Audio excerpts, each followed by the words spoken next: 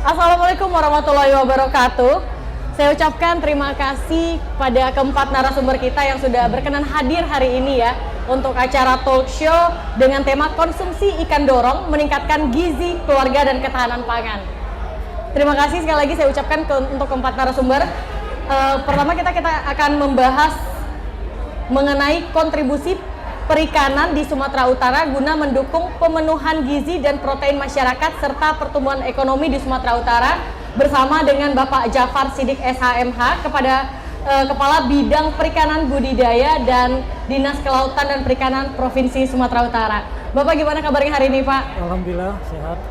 Pak, sesuai dengan tema kita ini, Pak, bagaimana Pak kesiapan dari Dinas Kelautan, Pak, untuk apakah ada upaya atau hal-hal tertentu yang sudah dilakukan untuk masyarakat di Sumatera Utara khususnya agar lebih banyak mengkonsumsi ikan nih, Pak? Baik, Assalamualaikum warahmatullahi wabarakatuh. Salam sejahtera, selamat siang pada Bapak Ibu sekalian. Kami dari Dinas Kelautan dan Perikanan Provinsi Sumatera Utara saya ingin mengucapkan selamat atas pelaksanaan Pekan Inovasi dan Investasi Sumatera Utara. Dan pada hari ini kita bertemu dalam rangka talk show, yaitu terkait tentang konsumsi ikan, dorong peningkatan gizi, keluarga, dan ketahanan pangan. Kami dari Dinas Kelautan dan Perikanan Sumatera Utara sebelumnya kami menyampaikan profil dari Dinas Kelautan dan Perikanan Provinsi Sumatera Utara, di mana kami beralamat di Jalan Sebatu Gingging nomor 6, tepatnya di Medan Baru, di mana kami mempunyai topoksi yang sudah tercantum di dalam Pergub nomor 28 2003, yaitu tugas dan fungsi dari Dinas Kelautan Provinsi Sumatera Utara, yaitu ingin mengembangkan produksi perikanan di seluruh kabupaten kota di Provinsi Sumatera Utara. Kami punya IKU kami yaitu indikator kendaraan utama meningkatkan produksi perikanan di Provinsi Sumatera Utara, di mana Provinsi Sumatera Utara pemerintah gubernur memberikan IKU kepada kami di tahun 2023 sebesar 216.000 ton. Itu yang diberikan itu pada kami, dan kami sudah berupaya untuk mengejar target yang diberikan kepada kami. Kami juga memiliki lahan sebesar 20.000 hektar di kawasan Sumatera Utara ini, dan langkah-langkah yang kami jalankan untuk mencapai itu yaitu memberikan pembinaan edukasi kepada seluruh pembudaya ikan di Provinsi Sumatera ini agar produksinya terus meningkat, terutama ikan tilapia, di mana kita ketahui bahwasanya ikan tilapia yang terbaik itu yaitu di Danau Toba, apalagi ini Lega Spring, salah satu stockholder atau mitra kita, juga ada beberapa perusahaan dan juga dari masyarakat.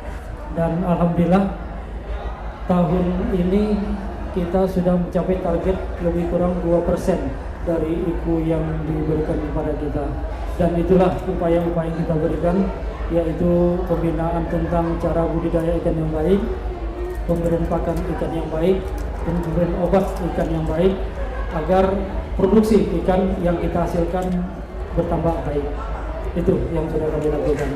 Dan perlu kami tambahkan juga terkait tentang upaya yang kami berikan juga kepada masyarakat. Kami juga bekerja sama dengan tim penggerak PKK Sumatera Utara, yaitu Ibu PJ Gubernur, yang sangat intens untuk memberikan gizi kepada masyarakat. Kami setiap bulannya dalam 1 tahun melaksanakan kunjungan ke daerah-daerah bersama dengan Ibu PJ dan tim penggerak PKK beberapa kabupaten untuk memberikan bantuan gizi berupa ikan, terutama kepada anak-anak, ibu hamil, dan lansia.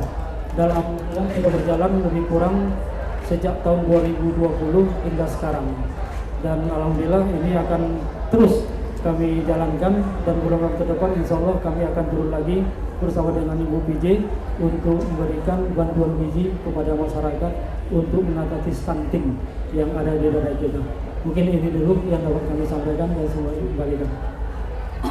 Baik, terima kasih Pak Jafar Siddiq. Pak, saya ingin bertanya sedikit ini Pak. Tadi kan katanya ada peningkatan sekitar 2% ya Pak ya di tahun ini dibandingkan tahun 2023 kemarin Pak. Kira-kira ini masih masuk sekitar pertengahan tahun. Apakah ada target lainnya Pak yang ingin dicapai Pak? Kalau target, kita tetap mengejar target ini yang sudah diberikan kepada kita, dan itulah bentuk yang sudah kita lakukan, melakukan pembinaan kepada pembudidaya ikan agar target yang diberikan kepada kami ini dapat tercapai, dan bila perlu lebih target juga akan kita upayakan. Dan salah satu upaya yang kita berikan tadi yaitu memberikan bantuan benih kepada pembudidaya ikan dan pakan, itu sudah kami anggarkan setiap tahunnya di anggaran Dinas Kelautan dan Perikanan Provinsi Sumatera Utara. Nah, untuk daya konsumsi masyarakat di Sumatera Utara sendiri gimana Pak? Apakah ada terlihat bahwasannya ada peningkatan juga tentunya Pak untuk masyarakat lebih mengkonsumsi ikan, karena kan ikan ini salah satu sumber protein tinggi ya Pak ya. Apakah ada indikasi lain juga Pak yang dilihat dari pihak Bapak? Alhamdulillah ada. Ini mungkin lebih jelasnya nanti dari teman-teman kita dari Dinas Kesehatan yang mungkin memiliki data tentang perkembangan stunting yang ada di Sumatera Utara ini.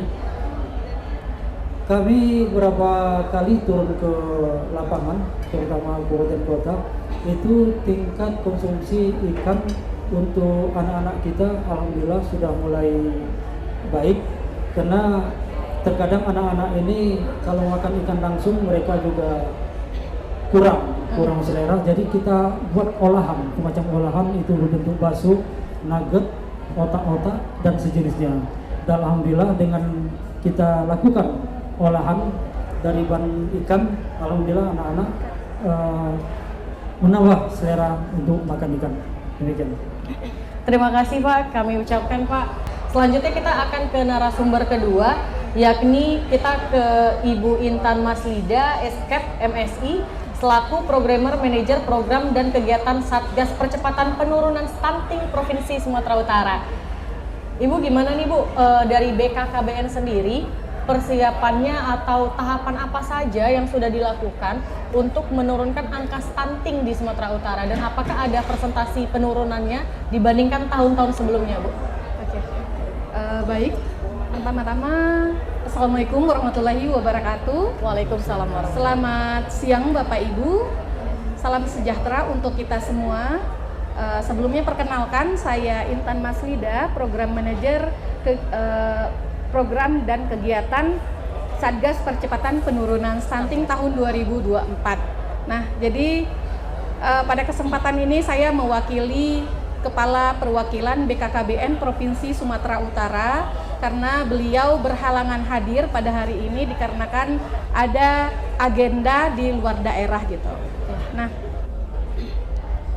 pertama saya ucapkan selamat atas pelaksanaan Pekan Inovasi dan Investasi Sumatera Utara, dan terima kasih juga kami ucapkan atas undangan dalam acara Health Talk Show bersama Regal Spring yang bertema konsumsi ikan dorong peningkatan gizi keluarga ketahanan pangan. Dan Bapak Ibu, untuk upaya percepatan penurunan stunting di Provinsi Sumatera Utara sendiri yang sudah dilakukan dari tahun 2022 hingga saat ini 2024, ini sebenarnya dasarnya dikarenakan Indonesia menghadapi beban ganda masalah gizi. Jadi di Indonesia itu sendiri kita mengalami problem atau masalah terkait dengan gizi. Yang pertama sekali itu stunting, kemudian ada wasting, overweight, dan kekurangan zat besi. Nah, jadi ini menjadi suatu permasalahan yang bertahun-tahun belum terselesaikan sehingga masih terus berlanjut hingga saat ini. Kemudian untuk kita ketahui apa itu stunting.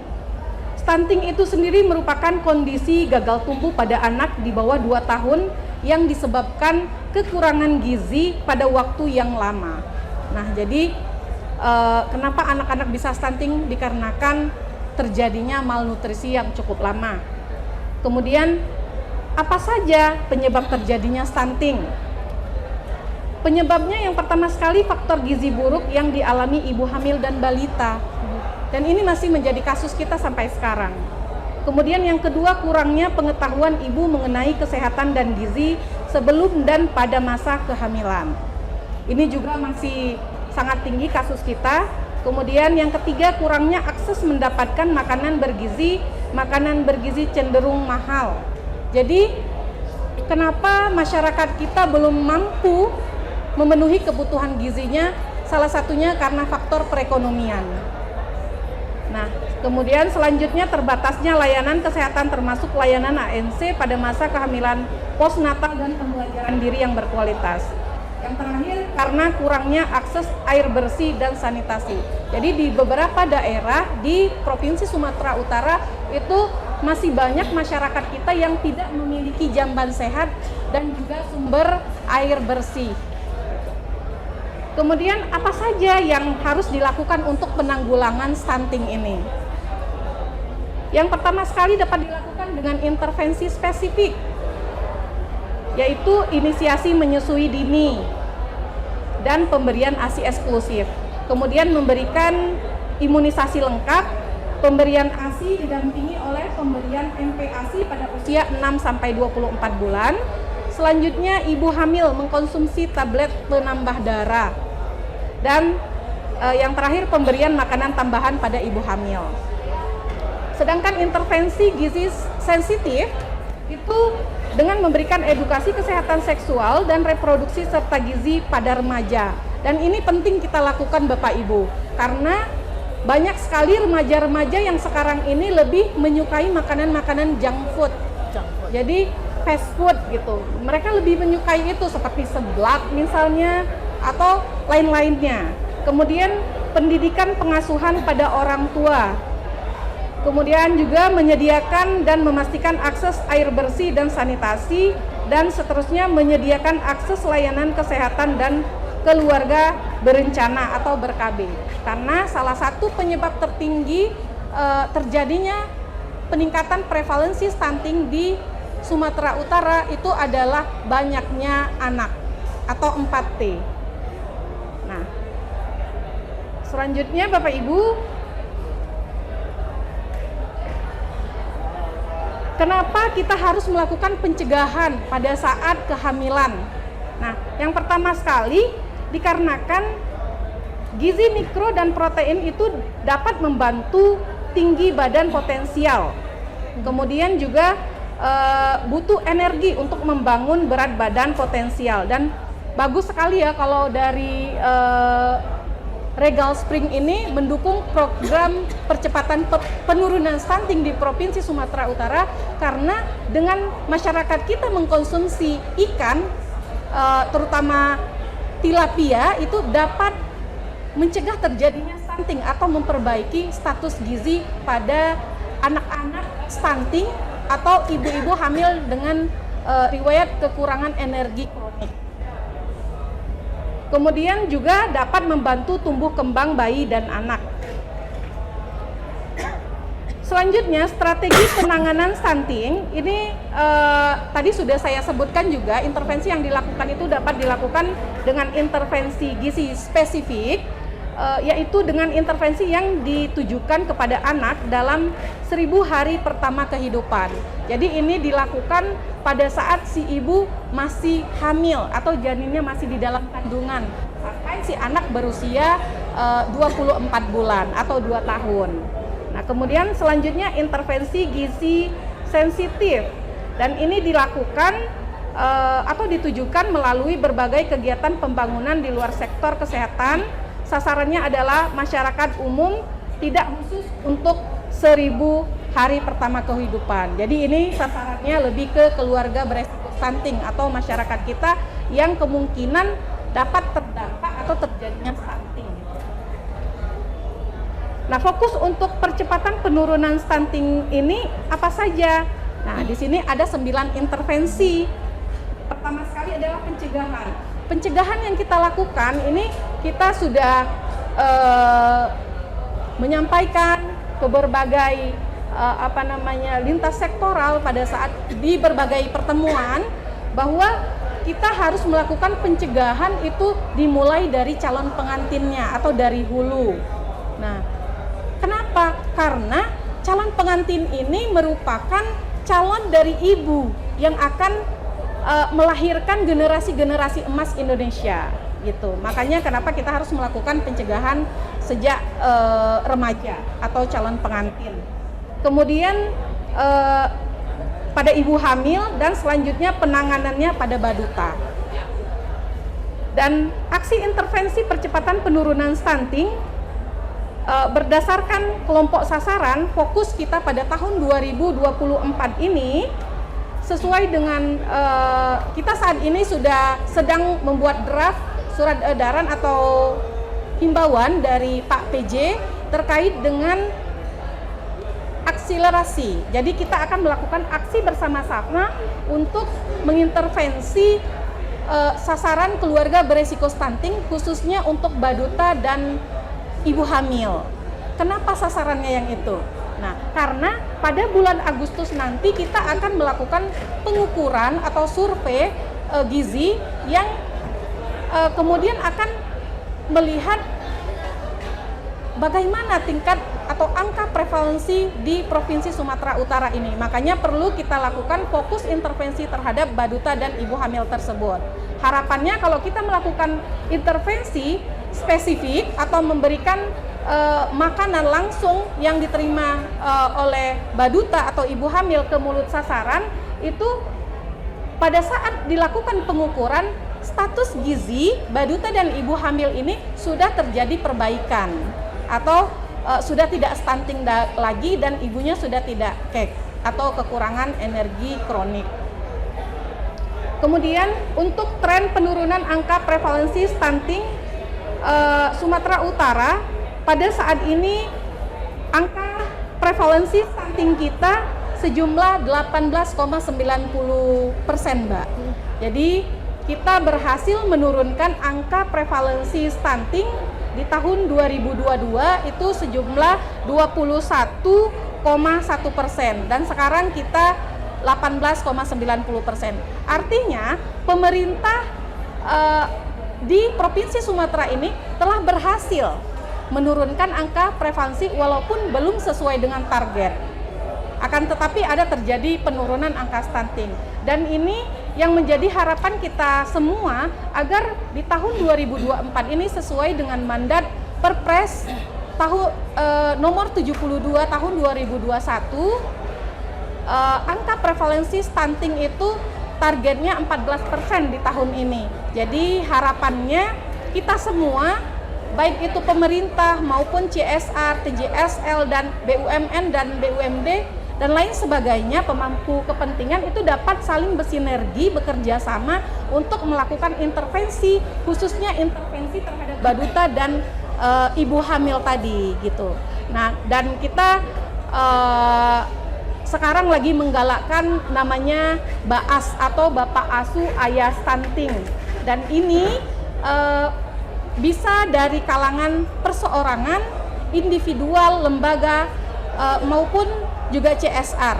Dan kita juga memberikan apresiasi yang luar biasa kepada Tribun dan juga kepada Regal Spring yang sudah turut andil di dalam program upaya percepatan penurunan stunting. Sejak tahun 2023 sudah ada MOU kita untuk bekerja sama saling membantu untuk menurunkan angka prevalensi di Provinsi Sumatera Utara ini. Dan sampai saat ini alhamdulillah luar biasa sekali dari Regal Spring juga Tribun ini masih terus membantu kita pemerintah Provinsi Sumatera Utara untuk mengintervensi sasaran keluarga beresiko stunting khususnya baduta gitu. Dan target kita untuk tahun 2024 ini dari nasional prevalensi untuk Sumatera Utara itu ada di angka 14,92. Harapannya di tahun ini kita dapat memaksimalkan kerjasama sehingga dapat mencapai hasil yang maksimal. Kalaupun tidak dapat menurunkan 14,0%, minimal kita dapat menurunkan angka prevalensi di Provinsi Sumatera Utara dengan angka 14,92% tadi, Mbak. Baik, Mbak. Tadi ada program yang dikatakan bahwasannya dari BKKBN sendiri memberikan bantuan ya, Mbak, ya, seperti kayak pangan ya, dibagi-bagikan ke ibu hamil dan juga menyusui ya tadi, Mbak, ya. Nah, jadi Bu, itu bukan kita yang memberikan bantuan, akan tetapi yang memberikan bantuan itu bisa dari pemerintah, bisa juga dari lembaga, instansi, kemudian BUMD, BUMN, dan ini semua bisa kita lakukan. Dan bantuan ini bukan dari perwakilan BKKBN, akan tetapi dari masyarakat. Kita hanya bantu menyalurkan berarti gitu, lebih Iya, kurang, Mbak, betul. ya. Nah, Selain itu kan ya, tadi kan ada ayah asuh ya, Iya, ayah bapak kan. asuh. Itu perannya seperti apa kira-kira? Nah, jadi dari bapak asuh anak stunting ini sendiri itu merupakan sebenarnya gotong royong. Kita bergotong royong untuk melakukan upaya-upaya percepatan penurunan stunting, dan kita mengajak seluruh kalangan untuk menjadi baas di Provinsi Sumatera Utara supaya intervensi spesifik atau pemberian makanan berbahan lokal yang langsung diterima oleh sasaran, langsung ke mulutnya gitu, dapat diterima dan tepat sasaran. Dan karena kita keterbatasan anggaran, makanya kita mengajak seluruh kalangan untuk menjadi baas tersebut atau bapak asuh anak stunting bersama-sama untuk mengintervensi sasaran baduta dan ibu hamil.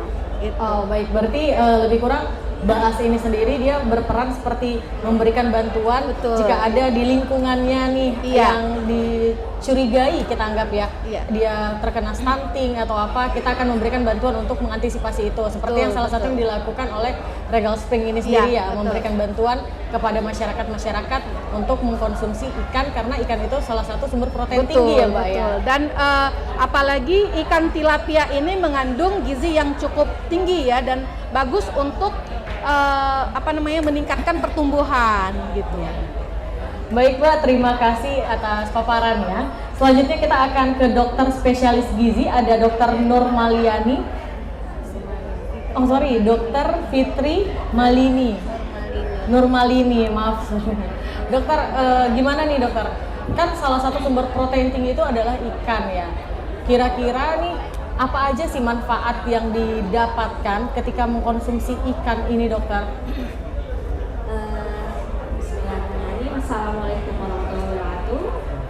Selamat pagi. Pagi semangat, Bu. Ya, baru ini siang, selamat pagi. Pagi saya terus. Ya. Terima kasih atas kesempatannya untuk sharing tentang gizi ya, terkait ikan. Pertanyaannya sangat bagus. Apa sih pentingnya protein terkhusus dari ikan? Protein itu sebenarnya faktanya, protein itu memang kebutuhannya dalam kebutuhan harian itu hanya 20%.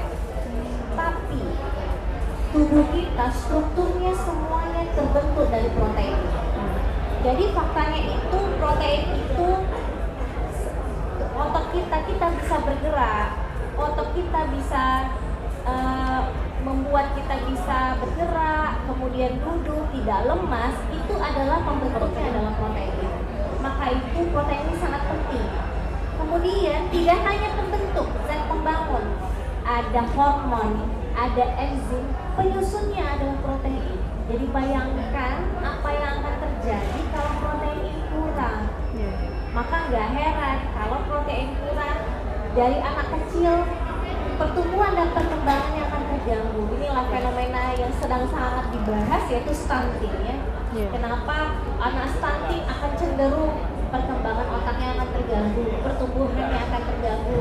Dia nggak akan pede nanti pada mungkin usia produktif, kok saya tampak pendek. Jadi beberapa ada yang datang ke klinis saya, ke praktek, umur di bawah 18 tahun, saya ingin tinggi. Kenapa? Di usia udah 15 tahun kita akan sulit. Iya. Nah, akan sulit membuat pertumbuhan secara linier. Karena pertumbuhan emas tuh adanya di awal-awal 5 tahun dari 0 sampai 5 tahun, bahkan sebelum dilahirkan 1000 hari pertama sampai 5 tahun itu pertumbuhan emas. Jadi kadang-kadang kita terlupa bahwa konsumsi protein ini sangat penting. Ya. Mungkin orang berpikir kalau makan itu yang penting enak, kenyang. Biasanya dua hal ini yang utama dicari. Dan ini paling banyak di-cover sama karbohidrat sama lemak. Melupakanlah konsumsi protein.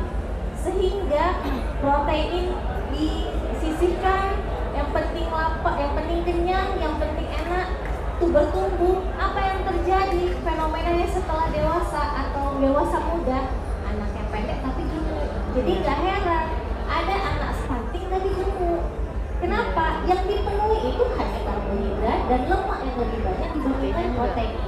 Anak nggak suka makan yang dikasih es krim, yang dikasih kentang, Ciki-ciki ya, Dok, nggak ya? apa-apa deh, nggak makan ikan, nggak makan ayam, nggak makan telur ya. Yang penting mau makan. Nah, inilah yang akan mengancam sebenarnya, bukan mengancam secara individual saja, bahkan negara ya, karena perkembangan otak itu kan berfungsi untuk melahirkan SDM yang baik. Nah, di sisi lain sel imun tuh semua terbentuk paling banyak dari protein. Maka kadang-kadang anak-anak yang kurang protein itu walaupun nampak badannya segar, tapi sering sakit. Seminggu bisa 2 kali kena batuk pilek. Baru batuk pilek hari ini udah sembuh, seminggu kena lagi. Itu harus tanda tanya bagaimana dengan sistem imun. Maka status kesehatan itu jangan dilihat hanya dari berat badan, gembul, tapi banyak hal. Apalagi kalau anak-anak dilihat pengukuran berat badan, tinggi badan itu sangat penting. Kemudian orang dewasa juga seperti itu. Jadi protein ini sangat penting walaupun kebutuhannya dalam kebutuhan harian kita kan ada kalori ya. Kebutuhan kalori orang dewasa mungkin di sekitar 1.500 sampai 2.000 kilokalori.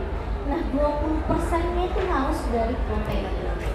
Nah, fenomenanya kebutuhannya sebenarnya memang tidak begitu banyak. Jadi kalau anak-anak itu memang bergantung dengan kilogram berat badan dan berdasarkan usia. Ya, kalau 1 tahun sampai 3 tahun kebutuhan proteinnya itu sekitar 25 gram sampai 30 gram. Mungkin bisa dilihat dari yang sudah saya sampaikan sedikit detail ya. Bahkan saya sampaikan juga dalam 1 hari itu berapa gram. Jadi itu kan kebutuhan protein hanya protein. Sementara di ikan sendiri, misalnya ini ikan secara general ya, saya karena bergantung jenis ikan. Karena ikan yang di laut, ikan di tawar pasti komposisi nutrisinya berbeda, sedikit berbeda. Jadi secara general dalam 100 gram ikan itu ada 17 gram protein. Nah, 17 gram protein ini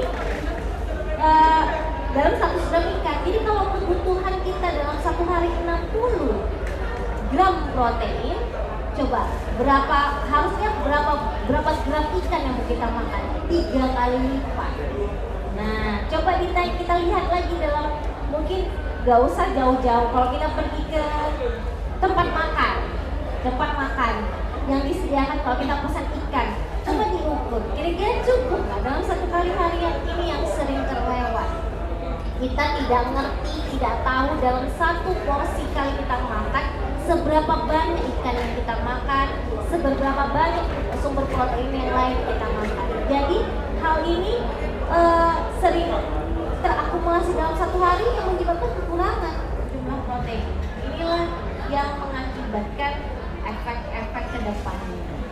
Gitu. Jadi sangat penting sebenarnya protein ini karena faktor-faktor semua dalam tubuh kita ini komponennya adalah protein, dan ini yang akan menjaga kesehatan kita semua. Baik dokter, saya mau bertanya nih sedikit dokter. Karena kan angka kebutuhan setiap orang itu berbeda ya.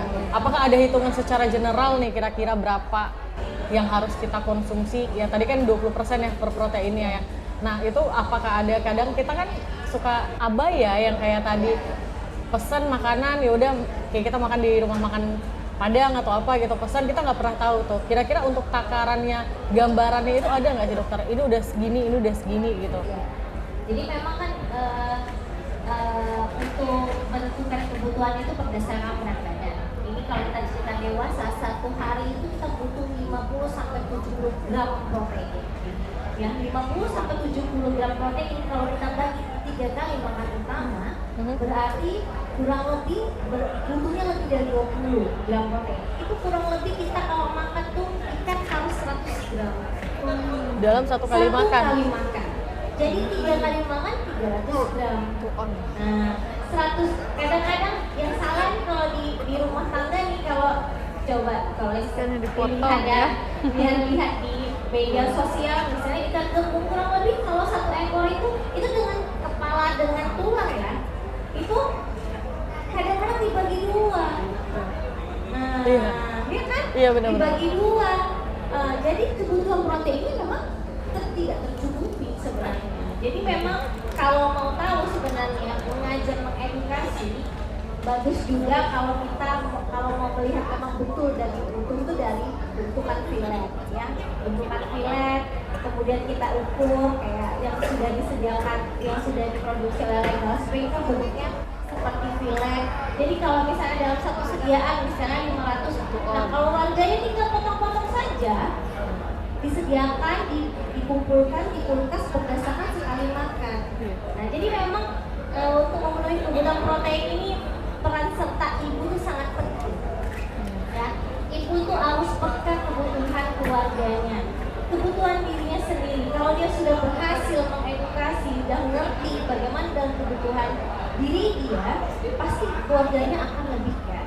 Nah, jadi kayak preparing untuk penyediaan makan dalam 1 minggu itu perlu diperhatikan walaupun si ibu lagi sibuk. Ya, belanja dalam 1 minggu. Food prep ya. Iya. Food prep. Food preparation. Iya. Jadi kalau misalnya beli ikan, kalau mau tahu kita nggak bisa ngira-ngira. Kalau saya bilang gembung 1 ekor, ikan ini ikan dencis seberapa kan susah ya. Karena ada tulang-tulangnya kepala yang tidak kita konsumsi. Iya. Yang paling benar sebenarnya ikan filet. Iya, Karena takarannya pas. Takarannya pas. Jadi kalau perkiraan kalau dengan tulang-tulang biasanya 50 sampai 100 gram perbedaan. Berkurang. Nah, Iya. jadi kan bisa dibagi misalnya untuk dalam 1 kali makan 1 hari itu kan 3 kali makan.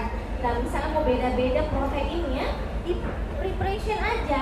Untuk awal saya sarankan cobalah ibu-ibu tuh nimbang biar tahu takarannya di awal. Jadi kan kalau kita timbang-timbang ukuran tangan saya belum tentu sama. Nah, jadi kalau memang tidak ada, itu terlalu subjektif. Jadi hal yang perlu diperhatikan untuk ibu-ibu, food preparation-nya kan nggak susah ya, mencari timbangan dan nggak begitu mahal. Coba deh ditimbang. Nanti lama-lama udah kalau sudah terbiasa nggak akan susah ya, udah terbiasa ini udah segini, jadi sudah tahu. Jadi di preparation-nya ditimbang. Oh kalau saya butuh 100 gram, biasanya orang dewasa 100 gram, anak-anak perlu sedikit 80 gram. Ya udah bikin aja satuan 100 gram, 80 gram, 80 gram, tinggal dimasak, disimpan dalam 1 kali makan. Yang sering salah ibu-ibu gimana? Belanja, cuci, masuk ke kulkas. Nah, nanti kadang-kadang pun bolak-balik dicairkan, proteinnya juga berkurang. Jadi protein itu tidak hanya cerita saat mentah, saat ngolah, saat mencairkan tadi. Ngolah pun kadang-kadang mana yang lebih bagus konten protein ini, asam lemak kan di dalamnya ada asam lemak esensial, asam amino esensial. Kalau digoreng, blas ya akan sangat berkurang. Jadi cara pengolahannya pun penting. Dipersir, di steam itu akan lebih bagus dibandingkan direbus. Jadi banyak hal. Jadi kalau cerita tadi ibu dari BKKBN bagaimana pemenuhannya, tidak di rumah sendiri itu banyak faktor lagi yang menuntut sampai dia bisa diserap. Jadi memang menurut saya kuncinya si ibu. Iya. Pengetahuan ibu. Ibunya tahu dari mana saat dia jadi anak. saat dia belajar, saat dia tumbuh kembang, saat remaja dia harus mencari informasi. Saya pikir informasi sangat banyak sekali di media sosial. Saya juga ibu muda. Kalau saya nggak pakai ngolah, saya tinggal cari searching di Instagram bagaimana cara ngolah ikan. Ya, tidak mesti harus digoreng aja, di sambal aja. Nanti mungkin belajar sama chef yang di sini. Nah, bagaimana cara ngolahnya supaya bisa masuk ya ke mulut. Kadang-kadang udah digoreng ya nggak dimakan kena anjir misalnya. Tapi kalau diolah dengan berbagai macam saus, kemudian bahan-bahan cabai dan sebagainya, tomat, itu sampai ke mulut. Nah, inilah baru cerita menyenangkan. Itu yang penting, harus sampai ke mulut. Kalau nggak sampai ke mulut, cuma terletak di meja, sama aja. Udah kita beli mahal-mahal, tapi tidak sampai konsumsi dengan baik. Akhirnya jadi kurang protein ini juga ya, Dok ya. Benar. Nah, tadi dokter katanya ibu muda kalau seandainya mau butuh pengolahan boleh kunjungin WP kita. Di WP kita tuh banyak banget resep-resep yang udah dikasih sama chefnya kita. Jadi nanti juga. Iya, tinggal recook, Dokter. Nanti kita cobain juga masakan dari Chef Yadi ya, Dok ya. Makasih, Dok, atas paparannya. Selanjutnya nih saya ingin ke Ibu Ratna Yuditya selaku Head of Sales and Marketing Regal Spring Indonesia. Selamat siang Ibu atau selamat pagi biar semangat terus kayak kata Dokter tadi ya. Pagi. Semangat ya.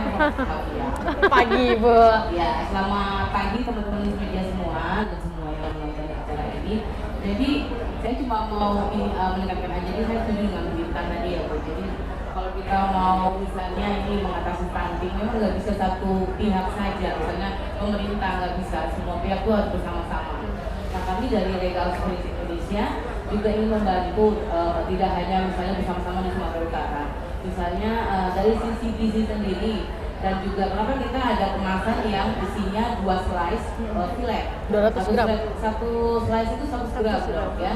Dan itu memang sudah kita uji kadar proteinnya per 100 gram itu 20 gram.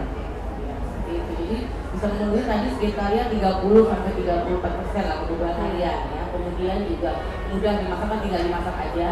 Dan dari vitamin D juga mengandung 100 gram itu sekitar bisa memenuhi kebutuhan vitamin D harian itu 260%. Jadi ya, vitamin D kita beli suplemen mahal-mahal lalu dimakan juga ada sebenarnya, cuma kita aja malas. Kemudian beberapa hal yang juga kita bantu adalah tadi seperti kata Bu Intan juga dokter ya. Jadi secara rutin kami mengadakan acara yang namanya Health Talk atau Regal Spring Health Talk ya. Jadi kita ingin mengedukasi ibu sebenarnya bahwa benar, jadi kayak misalnya materi kita yang kemarin tahun lalu terakhir sekitar bulan November. Kebetulan pembicaranya itu Dr. Satrio, SPA, beliau ngambil spesialisnya di USU dok. Jadi itu pernah menggunakan itu ya. Jadi beliau juga bilang ya bahwa yang tadi 1000 hari pertama ya. Bahkan beliau khawatir bahwa masyarakat Indonesia ini ya normal masih memiliki gizi anak laki-laki dibandingkan anak perempuan. Padahal anak perempuan akan jadi ibu ya. Jadi memang dari kecil harus diperhatikan gizinya. Dan juga saya pernah ikut salah satu quality lah kegiatan UNICEF waktu itu mengambil beberapa literatur dan saya teguh sekali ya dengan dokter kesehatan ya bahwa ada misalnya pemberian suplemen kepada ibu hamil, ya anak gadis ya, remaja putri. Itu dimulai supaya sampai ibunya kekurangan gizi. Dan di kami itu kita terus rutin minimal 2 kali setahun kita adakan webinar. Kenapa webinar?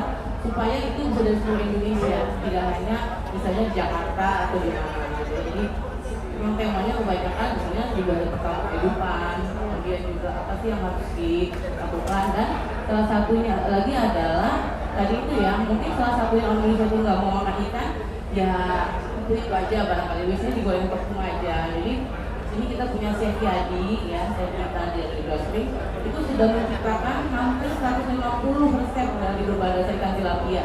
Mau digoreng, kemudian kalau kemarin itu ada kita di steam, kemudian juga ada pedas segala macamnya. Jadi tinggal cek aja di website atau di IG-nya Regal Spring ID, atau kita punya TikTok juga kalau mau lihat video-video di TikTok Regal Spring Indonesia, di LinkedIn juga ada. Jadi dari sekarang kita coba bantu Indonesia tidak hanya dari menjaga produk berkualitas protein tinggi, tapi juga bagaimana kita mengedukasi masyarakat pentingnya makan ikan dan bagaimana masyarakat mau makan ikan. Berarti memang Regal Spring Indonesia ini sendiri sudah sangat konsisten untuk membantu penurunan angka stunting ya Bu ya? Betul, betul. Dan itu kita akan terus, kalau saat itu kita lakukan dari 2021 ya, setahun minimal 2 kali ya, seperti itu. Dan juga dari CFPD sendiri kita suka bikin acara online ya di IG ya, tanya jawab. Dan banyak kan ibu-ibu nanya, Dok, Chef, anak saya itu alergi ikan atau ikan laut biasanya kan, boleh nggak makan ikan ini? Bagaimana mengolah ikan? Apakah berapa lama sih masaknya? Karena biasanya ibu-ibu pokoknya goreng lama sampai atau di apa gitu ya. Makanya kita kasih tips dan triknya supaya tadi itu gizi ikan itu terjaga. Karena ikan itu nggak perlu lama dimasak sebenarnya. Satu atau 2 menit posisi gitu ya kalau panggang. Tapi terkadang yang jadi permasalahan ini kan tadi dibilang sama dokter ya, ikan ini menjadi sumber protein tinggi sebenarnya.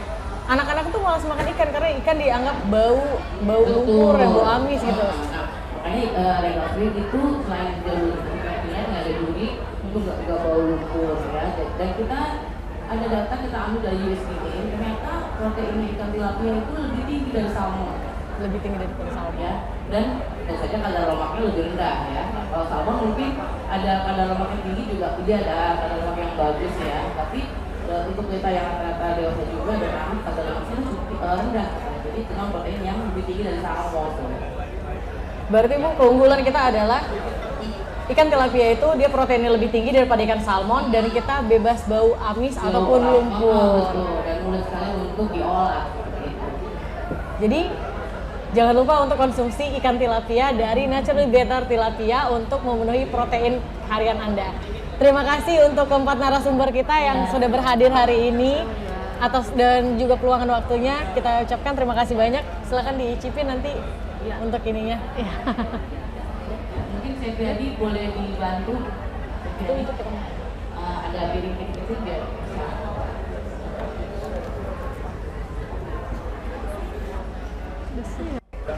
Ya, ini tilapia tumis bawang. Kalau saya kita tetap aja memang kita pernah bikin survei nih Dok. Ditanya ibu-ibu kalau Afrika itu biasanya diapain? Goreng tepung. Udah pokoknya. Sudah yang paling andalan mungkin ya biar cepat. Padahal sebenarnya banyak misalkan bahkan termasuk snack sendiri cemilan untuk anak itu bisa dari ikan. Iya betul. Jadi itu kita kasih juga beberapa resepnya supaya mereka bisa masak yang lebih bervariasi. Saya geser dulu ya. Ya silakan. Silakan dicobain. Ini resepnya ada di webnya kita Dok. Iya.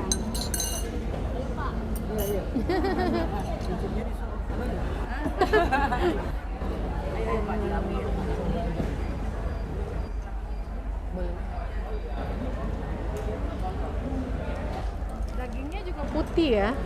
Ya dagingnya putih tapi kita nggak sama sekali nggak pakai bahan pemutih atau pengawet. Ini udah sesuai dengan SOP dokter ya tadi dokter. Udah ada gramnya, 200 gram. Udah di fillet, udah nggak include lagi nih si tulang-tulangnya dan yang lain-lainnya. Jadi udah tinggal dibuat aja nih dimatengin. Slice-nya sebenarnya 1 gram, jadi penuh pas ya gitu ya. Itu ada 2 slice di situ. Ya. Rasanya juga kayak ikan air laut. Iya, Ikan tapi dia nggak amis sebenarnya. Beberapa bikin ikan air laut karena memang biasanya ikan air tawar tuh bau lumpurnya kan kencang ya. Kalau ini tuh enggak sama sekali. Dan dia nggak mudah hancur ya? Iya. Betul Eropa kita juga tadi udah ekspor sampai Eropa, US.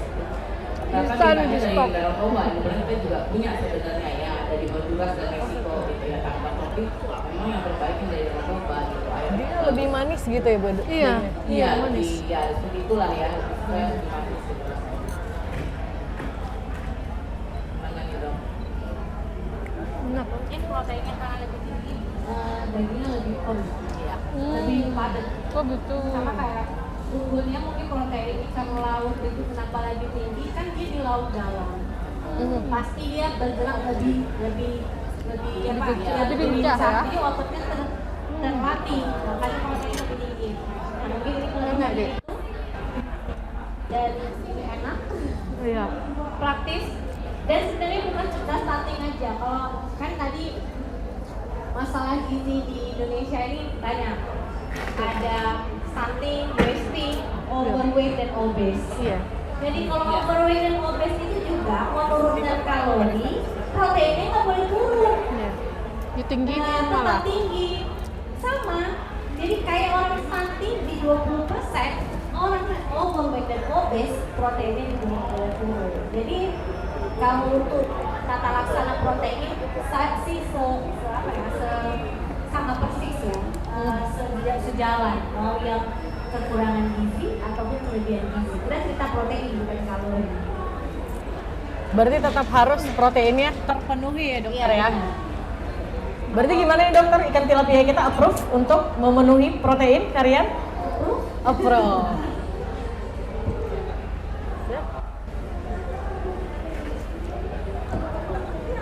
Enak kok. Udah. Enak Bu, kayaknya ini layak Udah untuk di closing? stok. Karena saya salah satu. Tadi kita udah closing ya dokter ya, Oh, udah. dan ini tapi ternyata kan kita masih ngobrol-ngobrol lagi masalah makan. Ini kali ini beneran closing. Terima kasih untuk keempat narasumber kita yang luar biasa, dan silakan mencicipi, nanti kita akan ada cooking demo lagi yang kedua sekitar jam 1 nanti. Kasih. Terima kasih.